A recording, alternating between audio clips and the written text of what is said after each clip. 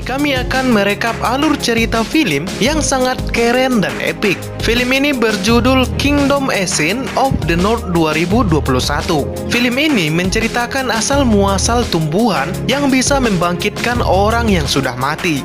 Akan tetapi, hal ini mempunyai resiko, yaitu orang yang telah bangkit dari kematian akan berubah menjadi zombie yang menyeramkan. Film ini berlatar belakang di negara Korea yang diinvasi oleh negara Jepang, di mana saat itu Korea masih terbagi menjadi dua wilayah yang dipimpin oleh dua suku yang masing-masing saling berperang untuk merebutkan wilayah masing-masing.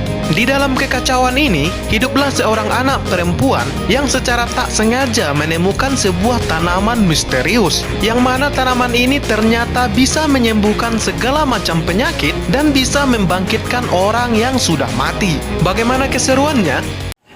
Halo semua, apa kabar? Jangan lupa subscribe channel Papa aku. Terima kasih. Film berawal dengan menceritakan sejarah Korea setelah pertempurannya dengan Jepang. Kini Joseon Selatan menjadi porak-poranda, sementara itu Joseon Utara menjadi was-was. Sebuah kelompok rakyat bernama Jurchen mulai berkumpul di Sungai Pajoi di bawah bendera Pajoi yang sangat agresif dan kuat. Sedangkan rakyat Jurchen yang tinggal di daerah Joseon, mereka disebut dengan nama Songjoin. Mereka telah tinggal selama 100 tahun lebih di daerah Joseon. Walaupun sudah berada di sana cukup lama, mereka tidak dianggap sebagai rakyat Jurchen maupun rakyat Joseon, melainkan mereka dianggap sebagai rakyat buangan. Joseon yang takut terhadap pergerakan Pajoi, mereka mengambil salah satu rakyat Songjoin untuk dijadikan mata-mata agar bisa mengamati pergerakan Pajoi. Scene pun beralih ke sebuah goa. Terlihat seorang anak kecil yang bernama Asin. Di sana ia melihat ada sebuah gambar yang terdapat sebuah rusa dan tanaman. Di tempat lain terlihat ada seekor rusa yang melihat sebuah tanaman, dan rusa itu akhirnya memakannya. Tak berselang lama setelah ia memakan tanaman tersebut, tiba-tiba saja rusa itu jatuh dan kejang-kejang. Rusa itu ternyata terinfeksi oleh tanaman misterius tersebut dan berubah menjadi seekor zombie. Ketika terinfeksi, rusa itu menjadi agresif, dan tak lama kemudian rusa itu melihat seekor harimau di depannya. Bukannya lari, rusa itu malah melawan harimau tersebut.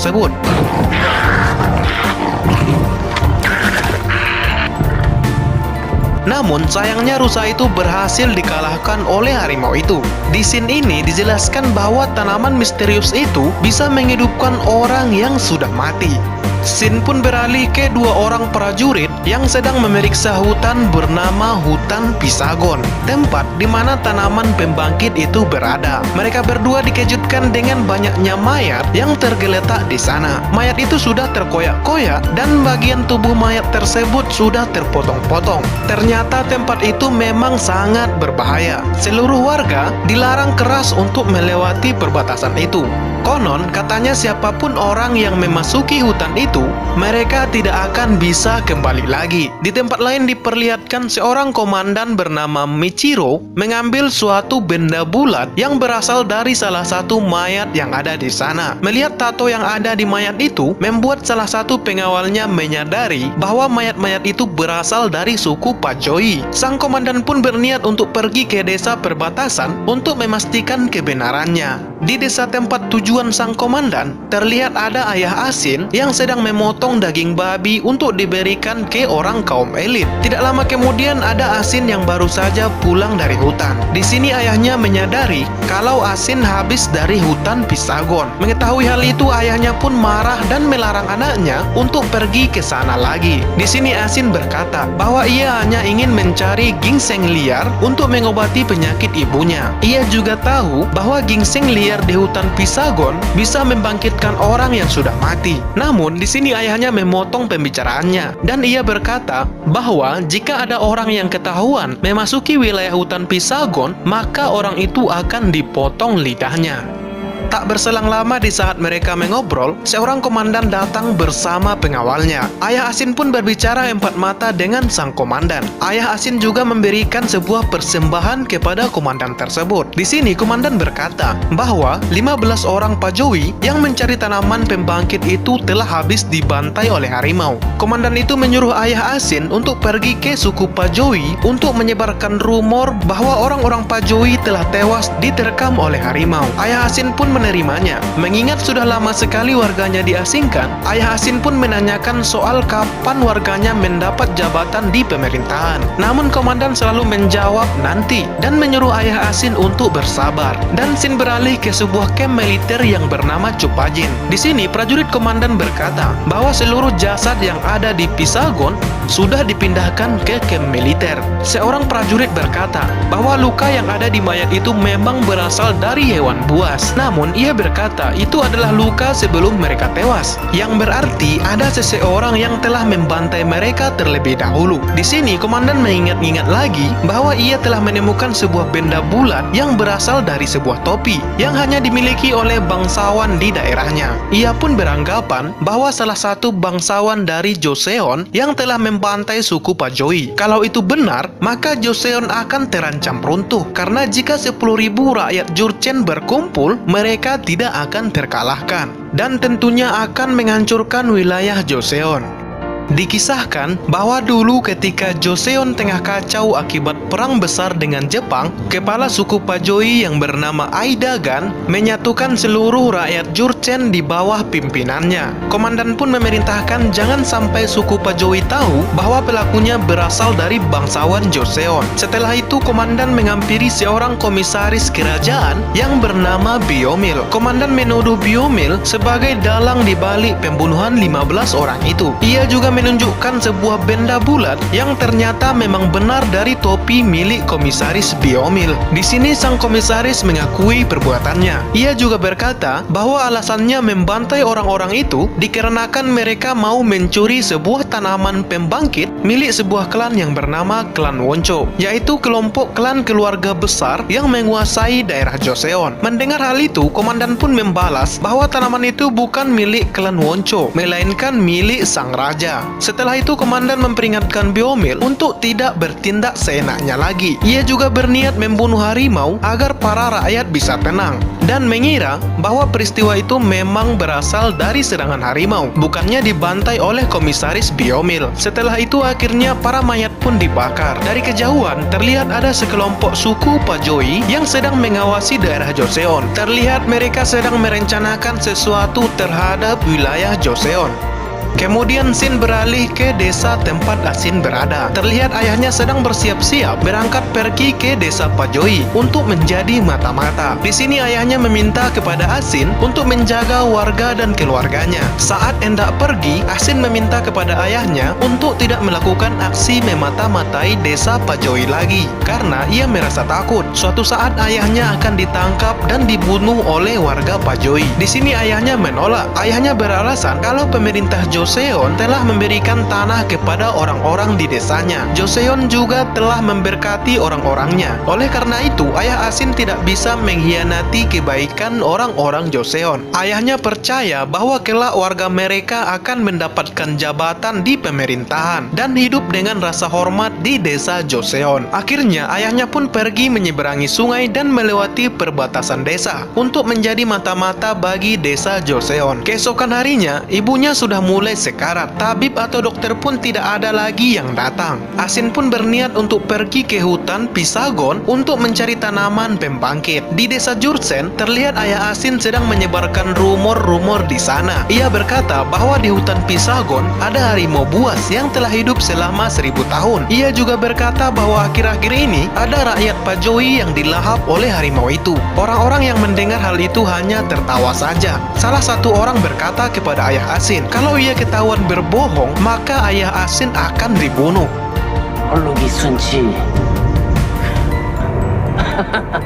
Sebelum lanjut, alangkah baiknya sobat sekalian subscribe channel kami ya sob, dan kirimkan kritik beserta saran di kolom komentar video ini. Bantu kami agar menjadi channel yang lebih baik lagi ke depannya. Oke, lanjut.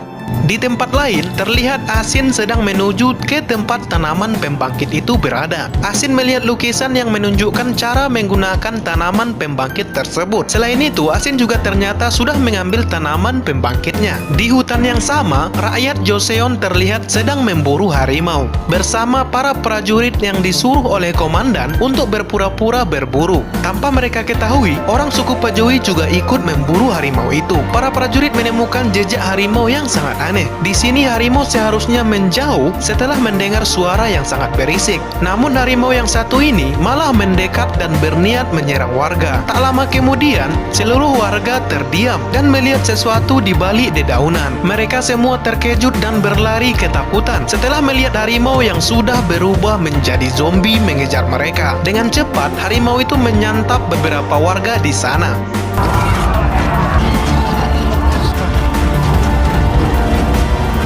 Walaupun mereka sudah berlari sangat cepat, harimau itu masih bisa mengejar mereka dan memangsa mereka. Di sini para prajurit melihat bagian tubuh warga yang terpisah akibat diserang oleh harimau tersebut. Salah satu warga yang sekarat berkata bahwa ini bukan ulah harimau biasa, melainkan seekor monster yang sangat buas.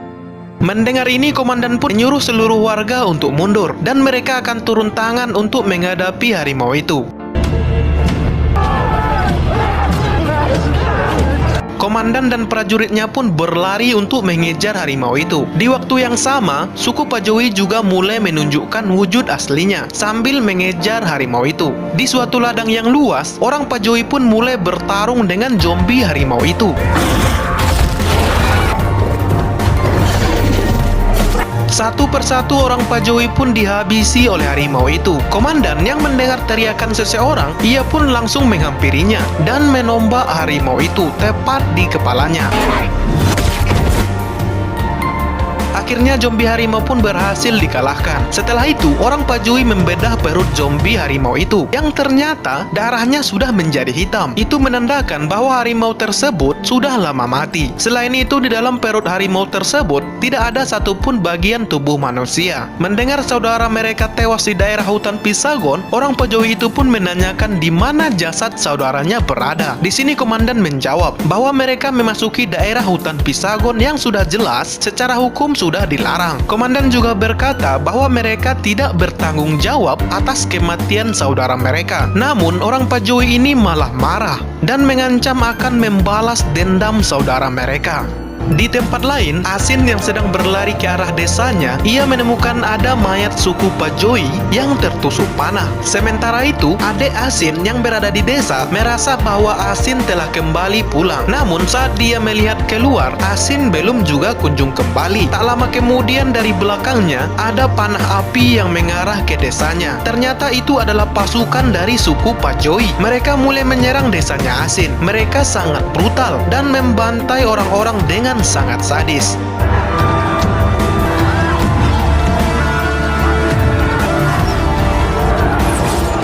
Pemimpin mereka juga turut membantai orang-orang yang ada di sana. Setelah Asin berhasil kembali ke desanya, ia melihat bangunan yang porak-poranda dan mayat yang berserakan di mana-mana. Ia juga melihat para warga yang sudah digantung di hadapannya. Di sini Asin pun menangis sejadi-jadinya.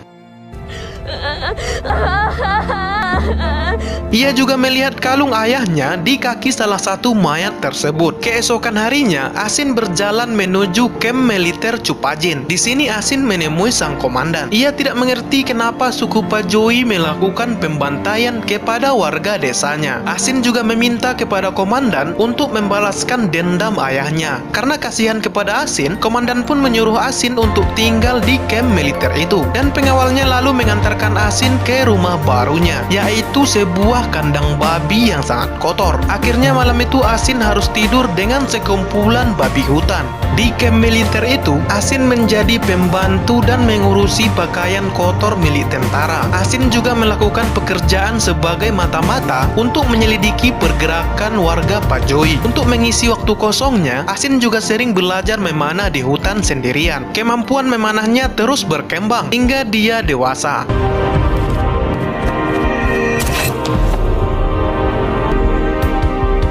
Namun ketika sudah dewasa, Asin masih menjadi pembantu di camp tersebut. Sang komandan pun belum kunjung membalaskan dendam ayahnya. Suatu malam, ketika ada tentara Joseon yang ingin menggoda Asin, namun Asin berhasil menangkapnya dan mengancamnya dengan pisau. Namun orang itu berkata bahwa Asin tidak akan selamat jika ia membunuh salah satu tentara Joseon. Akhirnya di sini Asin pasrah diperkosa oleh tentara tersebut. Besoknya terlihat sebuah luka yang menandakan bahwa Asin telah dilecehkan. Walau begitu, Asin terus berlatih dan berhasil memanah dengan sangat akurat dan berhasil menembus sebuah pohon dengan anak panahnya. Pada malam harinya, Asin memberikan laporan kepada prajurit. Di sini ia melihat ada salah satu laci yang berisikan sesuatu yang disembunyikan oleh sang komandan. Suatu hari seorang prajurit membawa pesan dari kerajaan bahwa perjanjian perdamaian dengan Jepang telah terputus. Sang raja memerintahkan komandan untuk membantu pasukan yang ada di selatan. Komandan pun memutuskan untuk meninggalkan beberapa prajurit di kamp militer agar tidak kehilangan jejak dari prajurit Pajowi yang sewaktu-waktu bisa menyerang mereka. Setelah itu, komandan menghampiri kediaman Asin dan di sana ia meminta Asin untuk lebih mengamati pasukan Pajowi lagi. Singkat cerita, Asin pun mulai mengamati pergerakan suku Pajowi. Di sana ia melihat beberapa tentara militer yang pergi menggunakan kuda. Asin pun mengambil kesempatan itu untuk mendekati camp tersebut. Di camp itu Asin bersembunyi di salah satu gudang. Di sini ia melihat ada seorang yang datang sambil membawa makanan. Orang itu memberikan makanan kepada tahanan layaknya seekor binatang. Setelah orang itu keluar, Asin penasaran dan mencoba untuk mendekati tahanan itu. Setelah dilihat lebih dekat, Asin terkejut karena ternyata tahanan itu adalah ayahnya. Ayahnya diborgol dengan kayu yang bertuliskan mata-mata yang mengkhianati sukunya sendiri. Asin pun shock dan menangis sejadi-jadinya.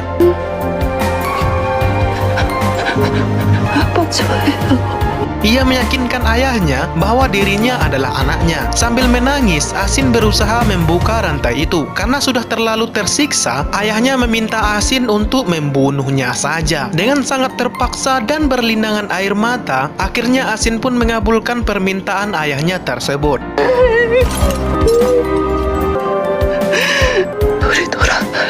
Asin membakar camp tersebut dan meninggalkannya. Di saat Asin sudah sampai di depan gerbang, ia melihat ada sejumlah pasukan prajurit yang sudah siap untuk berperang. Di sini Asin melihat ada sebuah panah yang dibawa oleh komisaris Biomil. Di sini Asin menyadari bahwa panah itu sama dengan panah yang ia lihat di waktu kecil. Asin pun percaya bahwa dialah yang memanah orang-orang Pajowi sebelumnya.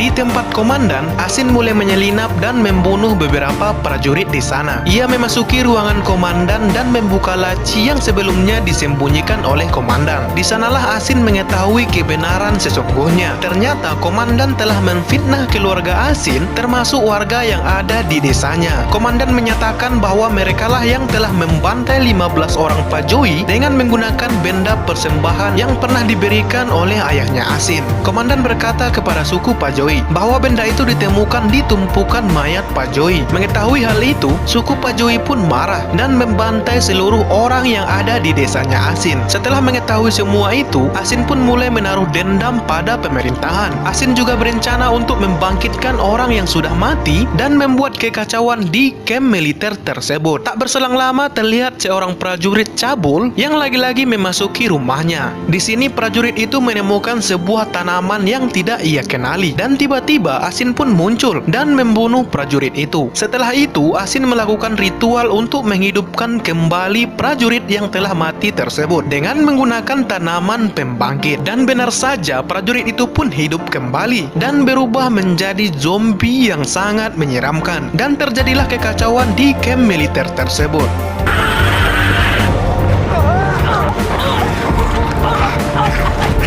Zombie itu pun berkeliaran di camp militer dan mulai menciptakan kehancuran di sana. Para prajurit yang sedang berjaga dikejutkan dengan kehadiran zombie itu. Dengan cepat, zombie itu pun berhasil menginfeksi beberapa prajurit yang ada di sana. Di waktu yang sama, ketika salah satu prajurit ingin tidur, ia terkejut karena teman-temannya sudah mati dengan keadaan yang sangat mengenaskan. Dan tak lama kemudian, salah satu mayat itu pun terbangun dan mulai kejang-kejang. Dan prajurit malang itu pun menjadi santapan para zombie yang ada di sana.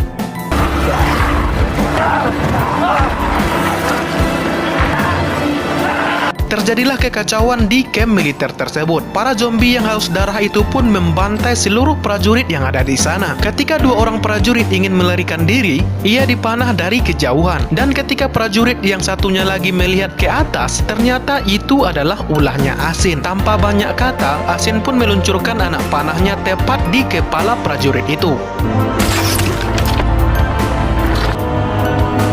Setelah itu, Asin juga memanah para prajurit yang berhasil membunuh beberapa zombie. Matanya sangat tajam, sampai-sampai prajurit yang sudah bersembunyi pun ketahuan oleh Asin. Singkat cerita, Asin pun mengira kalau seluruh orang yang ada di sana telah menjadi zombie. Namun, sesaat kemudian, ada satu prajurit yang masih selamat dari kekacauan itu. Prajurit itu pun menaiki atap dan meminta Asin untuk membantunya. Namun, Asin tak peduli dan memanah tangan prajurit itu sampai menembus kayu. Darah prajurit itu membuat para zombie menciumnya dan langsung menghampirinya. Di saat zombie itu sedang berkumpul, ia menumpahkan bahan bakar dan memanah para zombie itu menggunakan api. Akhirnya, seluruh prajurit yang ada di kamp militer tersebut berhasil dibunuh oleh Asin.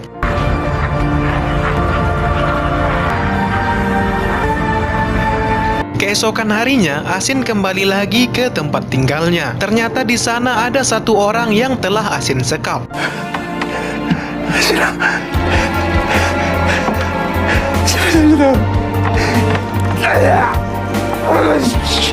Asin lalu membawa orang itu dan menyeretnya sampai ke tempat asalnya. Ketika ia sampai di sana, Asin berhalusinasi bahwa orang-orang yang ada di desanya masih hidup. Ketika Asin memasuki sebuah ruangan, ia berbicara kepada penduduk desa yang ternyata telah berubah menjadi zombie. Ternyata semua mayat yang ada di desanya telah Asin bangkitkan kembali menggunakan tanaman pembangkit.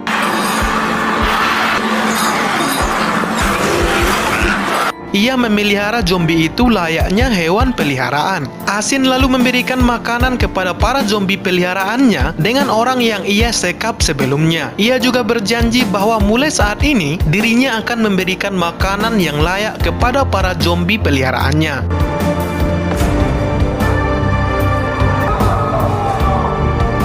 Dalam hatinya, Asin berkata bahwa ia akan membunuh semua prajurit yang ada di Joseon dan yang ada di Jurchen. Ia akan membalaskan dendam keluarganya sampai dendamnya terbalaskan. Setelah kejadian itu, Asin menemui seseorang yang bernama Tabib Lee sambil menunjukkan tanaman pembangkit yang ia miliki. Ternyata Asin mulai membangkitkan mayat yang ada di desanya sejak ia masih kecil. Asin memberikan cara untuk membangkitkan mayat itu. Asin menjelaskan kalau sebelum mayat mulai membusuk, tanaman itu harus dihaluskan dan diberi air liur, lalu ditusukkan di dahi sedalam 3 mm. Dan mayat pun dapat hidup kembali setelah 2 jam kemudian. Setelah itu, Sin diperlihatkan bahwa Asin menemui suku Pajui dan bersiap untuk melawannya. Ia meluncurkan anak panahnya ke arah tentara Pajui tersebut.